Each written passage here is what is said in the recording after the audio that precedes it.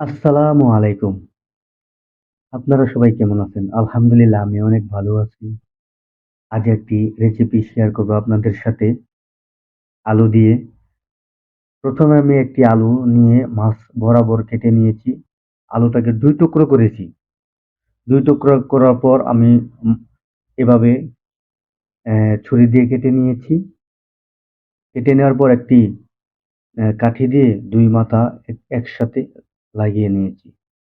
এখন ১ কাপ বেসন গুলার জন্য একটু মরিচের গুঁড়া, হলুদের গুঁড়া, ধনিয়ার গুঁড়া, একটু লবণ দিয়ে ও পানি দিয়ে মিশিয়ে নিয়েছি।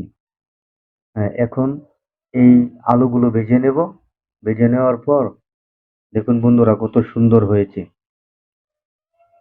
তো বন্ধুরা আমাদের রেসিপিটি কেমন হয়েছে তো অবশ্যই কমেন্ট করবেন এবং ফলো করে রাখবেন নিত্য নতুন রেসিপির জন্য। তো বন্ধুরা আজ এ পর্যন্তই।